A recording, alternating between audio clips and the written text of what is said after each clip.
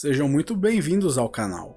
Hoje venho relatar um dos casos mais espetaculares que já tive o prazer de ler e pesquisar. Hoje conto a vocês a incrível história de Arthur Berlet, 14 de maio de 1958. Sarandi, uma pacata cidade do interior do Rio Grande do Sul. Este foi o palco para o que muitos consideram como o maior e mais bem detalhado caso de abdução extraterrestre. Tudo começou quando Arthur Berlet, um tratorista municipal, regressava à sua casa, quando de relance viu uma forte e brilhante luz pairando sobre a propriedade de um amigo.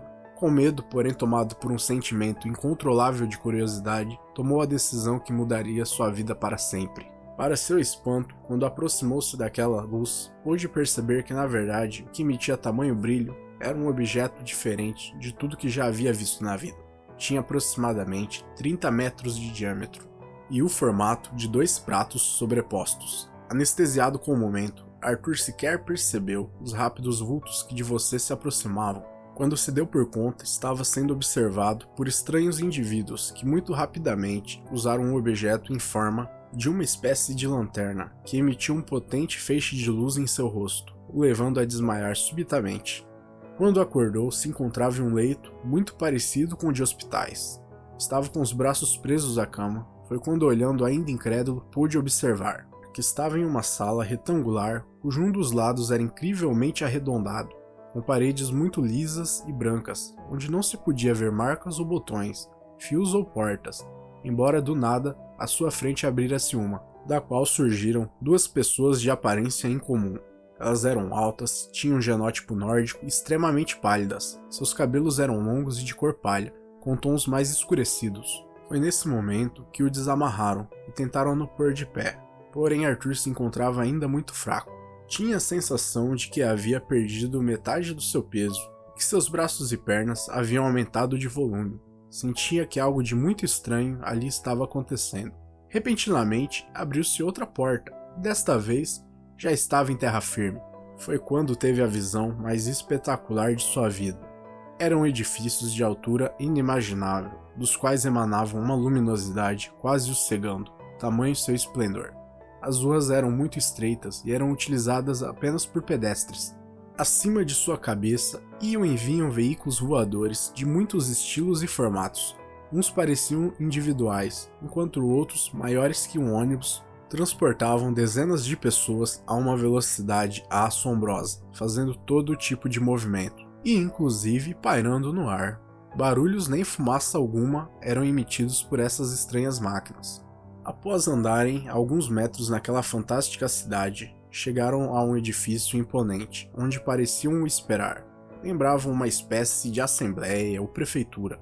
Era também muito grande e circular, onde discutiam muito calmos olhando em sua direção. Aqui antes preciso esclarecer que Arthur Berlet havia nascido em uma época que muitos imigrantes europeus fugiam para o Brasil, por conta da devastação da Segunda Guerra Mundial em seus países, especialmente para a parte sul do país, devido ao clima mais ameno. Então desde criança, sendo filho de imigrantes alemães, para ele o alemão fora ensinado antes mesmo do português, assim como outros dialetos de povos europeus. Dito isso, voltamos à narrativa. Arthur, percebendo que o assunto principal ali era ele, então quase que por instinto tentou comunicar-se com aquelas estranhas criaturas, que o observavam atentamente. Começou com o português, nada. Tentou um espanhol, também sem sucesso. Italiano, nem esboçaram reação. Foi quando que, quase desanimado, balbuciou algo em alemão, e para seu espanto, um deles respondeu prontamente, Deutsch, que significa alemão, na língua alemã. Trocaram algumas palavras, porém a comunicação ainda era precária e quase impossível. Entretanto, a criatura, que conhecia algumas poucas palavras em alemão, chamou uma outra, e esta sim estava familiarizada com o idioma, pois segundo ele, alguns estudiosos se dedicavam a várias línguas terráqueas, inglês, russo, espanhol e alemão, esta por último sendo sua especialidade, visto que já a estudara há quase 10 anos. E então desta maneira ali puderam estabelecer uma comunicação básica, porém eficaz.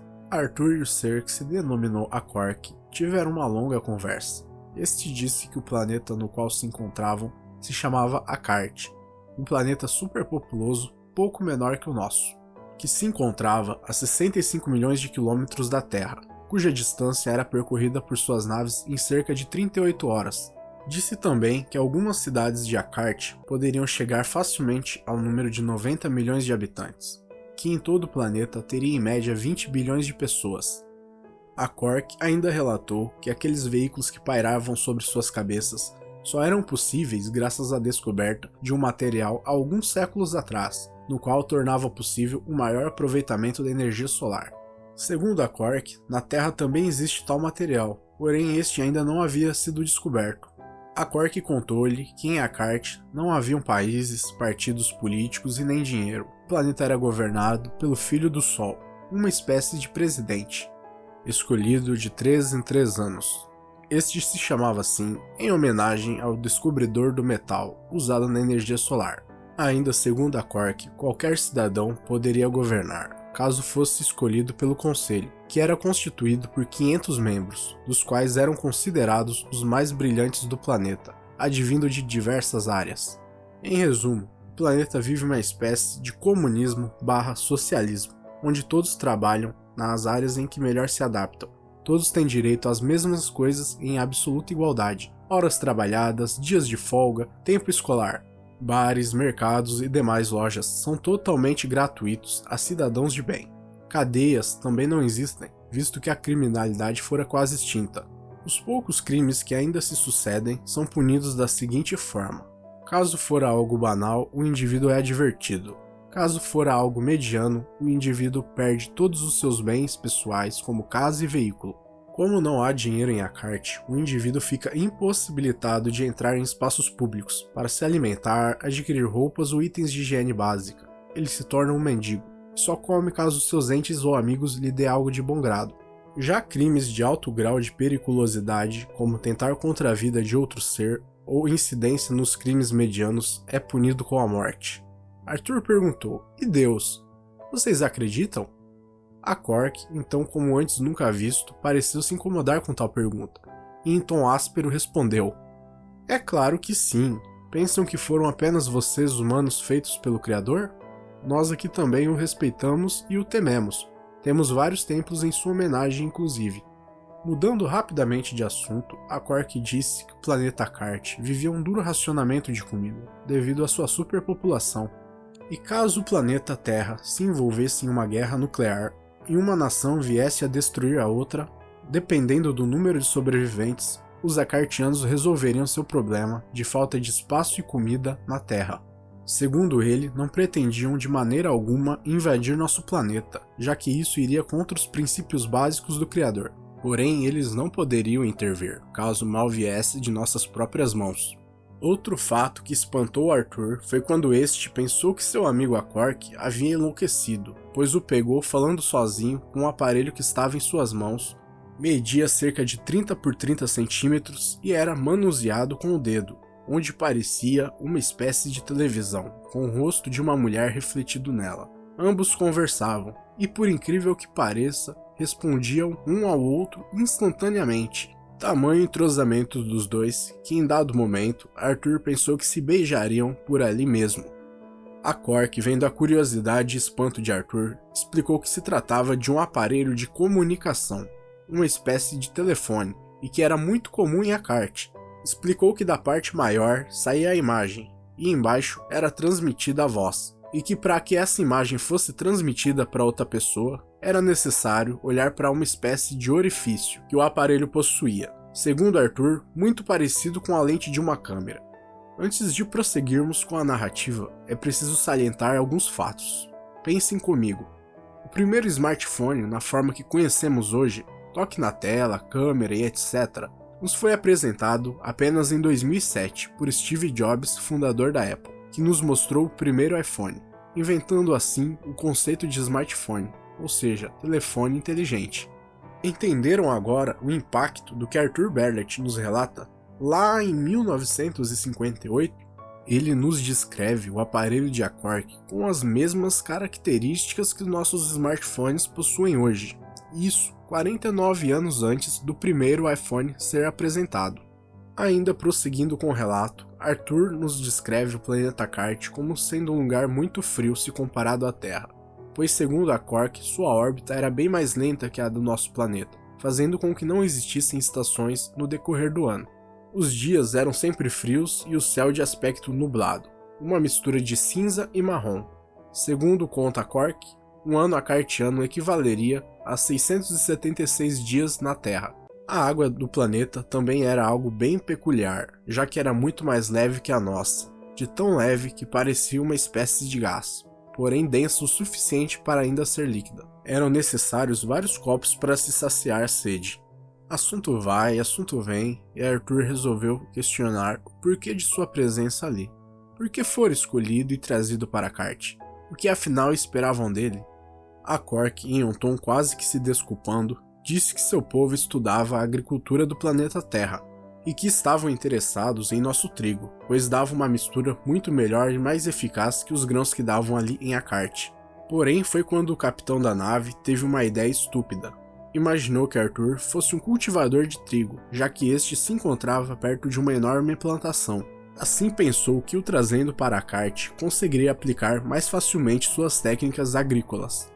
Porém, com isso, ele quebrou um dos protocolos mais importantes da exploração espacial, que consiste em não ferir, não matar e nem trazer nenhum terráqueo para Cart, e que por tal indisciplina este já estaria pagando por seu erro. De capitão da nave, fora agora destituído a operário em uma das muitas fábricas de metal solar. Arthur Berlet ficou cerca de 11 dias no planeta Cart, e então regressou à Terra. Em meio a esta viagem, ele relata que a Quark o pediu para dormir em determinados trechos do percurso, pois o corpo desacordado reagiria melhor às altas velocidades. Arthur nos conta que se deitou na cama e que sobre ele havia uma luz laranja, que sempre que acendia o fazia dormir instantaneamente. A Quark conta que para se chegar a esta tecnologia foram necessários anos e anos de estudos acartianos, a fim de desenvolver uma luz que anestesiasse completamente o corpo, muito útil em cirurgias e entre outras finalidades. Passado algum tempo, Arthur foi despertado por a Quark e convidado a ver o planeta Terra do espaço. Arthur quase não acreditava no que seus olhos lhe mostravam. O planeta Terra era definitivamente azul, um azul mais escuro em uma parte do globo, enquanto em outra metade mostrava-se um azul mais claro. Arthur Berlet acabara de presenciar como dia e noite eram vistos do espaço. Agora eu pergunto a vocês, como pode uma pessoa de origem tão simples e humilde descrever tais coisas? A menos, é claro, que as realmente tenha visto. E só para refrescar a memória de vocês, o russo Yuri Gagarin, o primeiro homem a conhecer o espaço, foi dizer que a Terra era azul vista de lá apenas em 12 de abril de 1961, ou seja, 3 anos depois de Arthur Berlet da mesma forma nos tê-la descrito.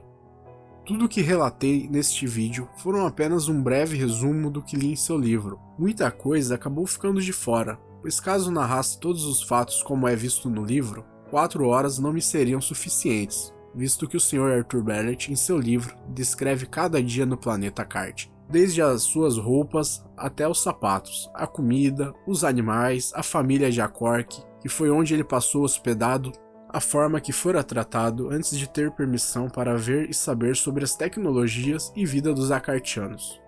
Inclusive, existe um diálogo muito interessante, onde Arthur começa a perguntar muito sobre a real intenção dos acartianos para com o planeta Terra. E a Quark em tom sério responde que dependendo do que ele soubesse, poderia atrapalhar o seu regresso à Terra. Inclusive Arthur Berlet só regressou à Terra pois fora feita uma assembleia com o Conselho de Akart, onde ficou evidente que se tratava de uma pessoa humilde e de baixa escolaridade. Caso Arthur mostrasse algum entendimento de áreas científicas, teria seu regresso barrado, visto que poderia nos trazer ideias e tecnologias muito avançadas para nossa época, e nós provavelmente não saberíamos lidar com esse conhecimento prematuramente adquirido. Finalmente, depois de algumas horas de viagem, Arthur é desperto. A viagem havia chegado ao fim. Depois de 11 dias, Arthur finalmente regressara à sua tão amada Terra. Antes de descer da nave, a Quark sugere que Arthur escreva e relate tudo o que vivera. Arthur, não achando uma boa ideia, tenta explicar que na Terra pouco valeria a palavra de alguém humilde como ele. e provavelmente o chamariam de mentiroso ou o taxariam de louco. A Quark então responde: mesmo assim, relate. A princípio, poucos aceitarão, porém daqui 20 ou 30 anos tudo fará sentido para quem o ler. Arthur então balança a cabeça consentindo. Por último, a Quark diz para Arthur que não se vire de forma alguma para a direção da nave antes de contar 10 passos. Também diz que ele deveria fazer o percurso até sua casa a pé, para que seu corpo se recuperasse da diferença de gravidade, de forma gradual, assim evitando maiores complicações para o seu organismo. Arthur segue as recomendações de Quark e regressa à sua casa. Se isola em seu quarto, não fala com ninguém e mal come, apenas dedicando toda a sua energia para escrever a próprio punho toda a sua experiência. Mais tarde, esses rascunhos e esboços se transformariam no livro Os Discos Voadores da Utopia à Realidade. Este, por sua vez, tendo 148 páginas. Muitos questionam a veracidade dessa narrativa. Porém, na minha opinião, acredito que caso fosse realmente fruto da imaginação do Sr. Berlet, teríamos que acreditar a ele o título de brilhante escritor e visionário de sua época, já que muitos dos fatos, inclusive científicos, mostraram-se verdadeiros. Agora vamos pensar usando um pouco a lógica. Qual a chance de tudo isso ter sido inventado? Um brasileiro de 49 anos, que nunca mostrou ou apresentou interesse literário ou científico algum, vivendo em uma cidade com pouco mais de 10 mil habitantes, no interior do Rio Grande do Sul, com pouquíssimo ou nenhum contato com televisores ou mesmo telefone, visto à época. Para vocês terem ideia, a NASA, maior agência espacial do mundo, ainda sequer havia sido fundada na época. Os relatos escritos à mão e em folhas de caderno, somando mais de 400 páginas, estão atualmente no Museu de Ufologia de Itaiara, no Rio Grande do Sul. Ainda é preciso dizer que todos que tiveram contato com o Sr. Arthur Berlet o descrevem como uma pessoa de ótimo caráter e honestidade inquestionável. Isso não foram alguns que disseram, e sim todos que o entrevistaram pessoalmente. Arthur Berlet manteve a mesma história até o dia de sua morte, sem pôr nem tirar uma sequer palavra.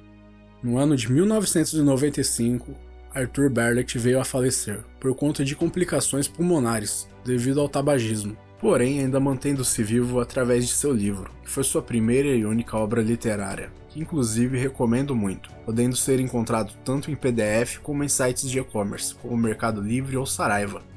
E assim eu encerro este relato. Caso tenham gostado, também se inscrevam no canal, que apesar de novo ainda terá muito conteúdo pela frente. Deixem sua opinião ou crítica nos comentários, pois para mim ela é muito importante. Muito obrigado a todos e até a próxima.